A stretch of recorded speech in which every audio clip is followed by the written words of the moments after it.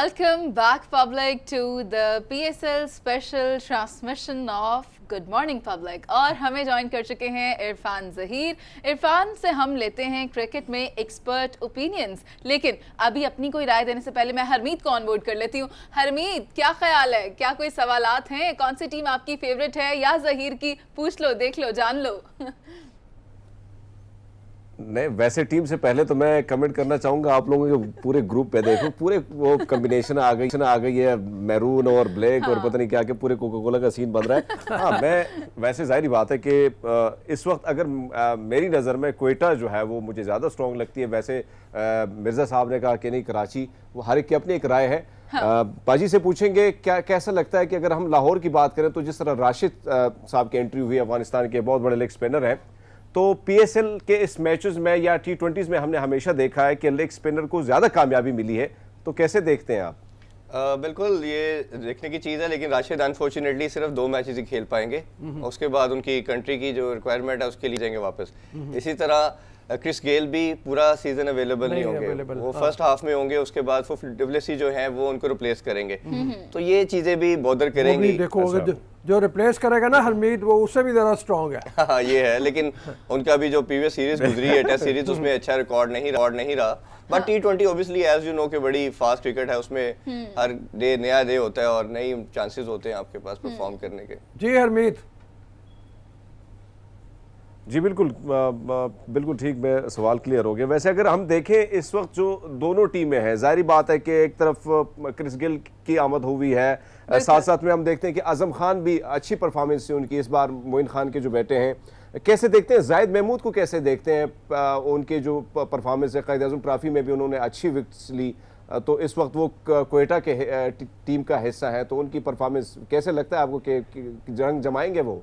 बिल्कुल, इसमें लाहौर का कम्बिनेशन और कोयटा का कम्बिनेशन बहुत अच्छा लग रहा है। कोयटा के बड़े अच्छे स्पिनर भी अच्छे हैं, फास्ट बॉलर भी अच्छे हैं और उनके बैट्समैन भी काफ़ी सीजन है। तो कम्बिनेशन तो अच्छा लग रहा है, बट ये डेंट पड़ जाता है जब कोई प्लेयर उनका चले जाते हैं या नहीं आते, तो एडजस्ट होने में थोड़ा टाइम लगता है। लाहौर कलंदर को एज मैं इसलिए कल भी 1-2 जगह पे बात कर रहा था, इसलिए कि उन्होंने जितनी भी परफॉर्मेंसेस दी हैं वो लाहौर के अंदर दी हैं, और जो सेकंड हाफ होगा पीएसएल का वो सारा लाहौर में है। और जैसे हमने देखा कि फाइनल भी वो कराची में हार गए थे लास्ट ईयर, तो इस दफा फाइनल और प्ले ऑफ और एलिमिनेटर 1 और 2 सब लाहौर में होगा। तो लाहौर कलंदर का उस लिहाज से मुझे कॉम्बिनेशन ज्यादा बेहतर लग रहा है और उनके चांसेस ज्यादा ब्राइट लग रहे हैं। अच्छा, मैं वैसे पेपर के ऊपर देख रहा था तो इस दफा मुल्तान सुल्तान ने भी काफी मेहनत करके अपनी बेहतर की है।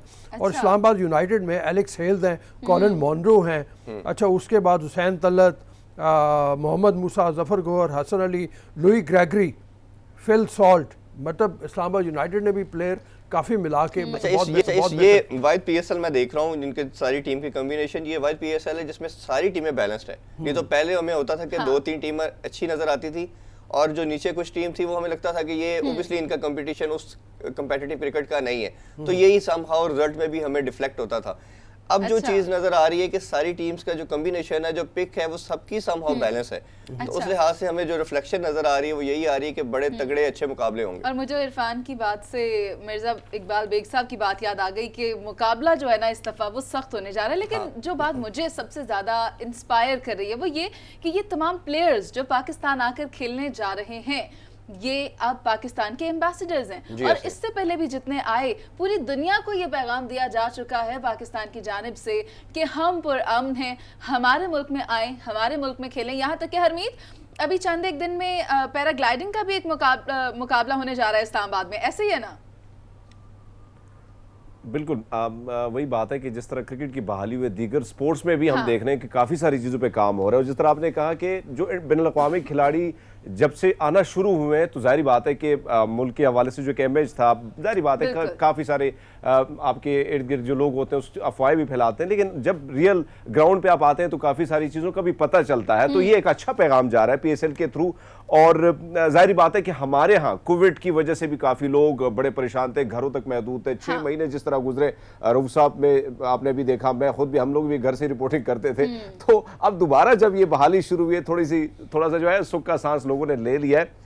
लेकिन अगर मैचेस की बात करें तो जाहिर बात है आज सब बेसब्री से इंतजार है और हमें भी इंतजार है, देखते हैं कि लेकिन आने वाले वक्त में इरफान को देखते हैं कि इरफान कितना ज्यादा ग्राउंड में जाते हैं और ग्राउंड से फ्रेश अपडेट्स लेकर हमारे पास आते हैं। हमें फेवरेट टीम के बारे में भी जानना चाहिए, आपकी फेवरेट टीम मतलब लाहौर तो लाहौर से बिलोंग करते हैं तो समहाउ वो सिंपैथी भी कह लें या उसमें हमारा तरफ इंक्लाइंड भी हम लाहौर की तरफ होते हैं, बट सारी टीम हमारी है। और जो बात आप लोग कर रहे थे कि बड़ी अच्छी चीज़ है कि पाकिस्तान की ये सबसे बड़ी एक कमोडिटी बन चुकी है, पीएसएल बन चुकी है। और जैसे इंटरनेशनल टीम टेस्ट मैचेस के लिए भी अब पाकिस्तान आ रही है और जो इमेज हमारा जा रहा है वो बहुत बेहतरीन जा रहा है। और इस चीज़ के ऊपर पाकिस्तान गवर्नमेंट को, पीसीबी को हैट्स ऑफ टू देम कि जो उन्होंने काम किया है, तमाम जो सिक्योरिटी एजेंसीज जो हैं वो बड़ा ज़बरदस्त काम कर रही है। और पीएसएल का सेकंड टाइम पूरे पाकिस्तान में होना, देखें ना आईपीएल सबसे बड़ी इंटरनेशनल आप कह लें ब्रांड बन चुका है। उन्होंने भी समहाउ कोविड के अंदर सरवाइव नहीं कर सके, उनको यूएई के अंदर जाना पड़ा, वो उधर इंडिया में नहीं कर पाए। तो ये एक बहुत बड़ी अचीवमेंट थी पीसीबी की, पाकिस्तानी गवर्नमेंट की, कि उन्होंने जो रिमेनिंग मैचेस थे वो करवाए और अभी पूरा पीएसएल हम पाकिस्तान में करवा रहे हैं। ये बहुत बड़ी बात है। हरमीत से भी पूछना, हरमीत आपकी फेवरेट टीम? सर हम जाहिर बात है कि आप लाहौर को सपोर्ट करेंगे, मैं पिशावर को नहीं करूंगा लेकिन इरफान से एक और चीज पूछनी है। जाहिर बात है कि जिस इलाके से आपका ताल्लुक होता है तो फिर आप कहते हैं नहीं मेरा इलाका। वैसे तो सारी पाकिस्तानी टीमें सबको हमारी हैं, जीत सबकी है।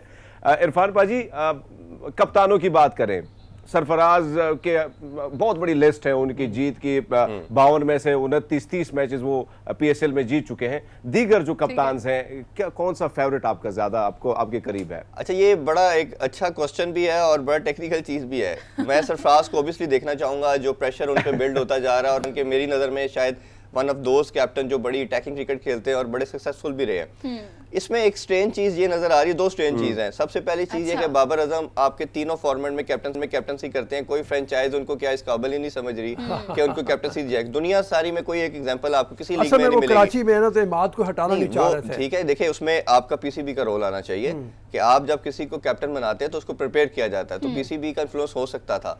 अब आप देखें कि आपका रिजवान ने अगर परफॉर्म किया तो आपने 2 दिन पहले अनाउंस करके उसको रिप्लेस कर दिया ना। सुने, आप अपनी टीम्स की बात कर रहे हैं, आपने उसकी भी राय ले ली, लेकिन मेरे से कौन पूछेगा कि मेरी फेवरेट आना था, उधर ही आना था। तुम्हारी मुझे पता है कौन है। कौन है? पेशावर की हलीमा सुल्तान। नहीं, वो तो हरमीत, देखें आपने अंदर की बात बता दी। हरमीत को पेशावर ज़ल्मी इसलिए पसंद है कि एज़रा बिल्जक उसको रिप्रेजेंट कर रही है, लेकिन मेरी फेवरेट टीम वही होगी जो जीतेगी। ये बड़ा सही है। मैं तो अभी नहीं कहूंगी भाई, बाद में मुझे मायूसी नहीं चाहिए। I am with the winner team.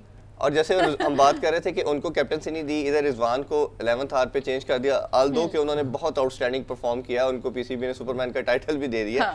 But जिस तरह आपने पूरे 2 साल से कैंपेन लॉन्च की थी कि शान मसूद की गेम अवेयरनेस बहुत ज्यादा है, वो लीड बड़ा अच्छा करते हैं, तो ये टीम के मोराल को भी बड़ी डेंट करती है चीज। आल्दो के रिजवान से कोई हम क्रेडिट नहीं ले रहे, बट टीम की कम्बिनेशन के अंदर कोच के साथ जो प्लानिंग होती है, जैसे एंडी फ्लावर से मेरी बात हुई, उनका इंटरव्यू किया मैंने, तो उन्होंने यही कहा कि जी इसकी गेम अवेयरनेस बहुत अच्छा और ये बड़ा अच्छा लीड कर रहा है। तो अब सडन चेंज कर देना, मेरा ख्याल है रिजवान को टाइम लगेगा टीम के साथ जेल होने में और लेके चलने में। ये हो सकता है क्यों जी हरमीत, ये हो सकता है ना रिजवान का कि जो इस वक्त सितारा चढ़ा हुआ है उसको ऊपर ही रहना चाहिए।